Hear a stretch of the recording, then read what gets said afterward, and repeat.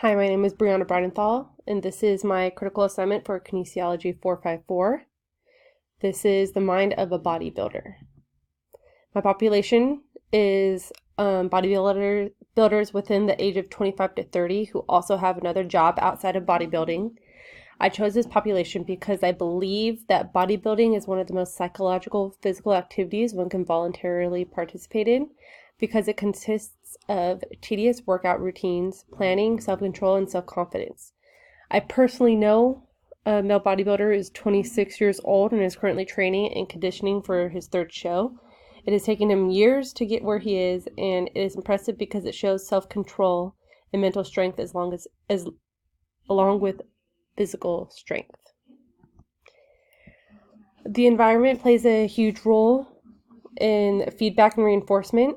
For family and friends, they create a support group with feedback and reinforcements during training. With an athlete, this is very important because it lets them know how they're doing and encourages them to continue on and maybe how they can fix things. Motivation is a big deal because it is intrinsic and extrinsic. Intrinsic motivation, such as bettering yourself and making yourself happy, are good means of motivation, whereas extrinsic motivation is usually to impress others and may make an athlete ultimately unhappy with themselves and more critical.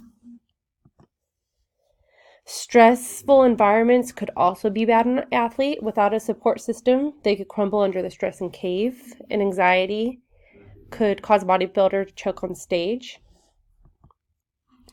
My outcome goals are to win best in class for competition and win best in show, which could be accomplished with all of the goals combined. Performance goals are to lift 50 pounds more than last year by the end of this year. My client was able to lift 200-pound barbell for a deadlift last year, where we can increase this weight by 5 pounds every month for 10 months. And then the last 2 months could just be consistent with the extra weight to get used to it before the competition. Also, my last performance goal is to lose 5% more body fat than last year for competition. During the trim down phase, my client can do cardio every day to reach 10% body fat, and whereas last year they were at 15. Process goals could be to improve posture while lifting. While lifting heavy weights, my client needs to focus on leaning forward and keeping their back straight while using their legs to do the work rather than their back.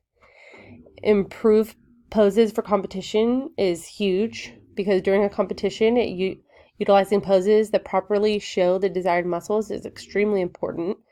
Knowing the proper positioning and what to flex greatly increases chances to win in competition.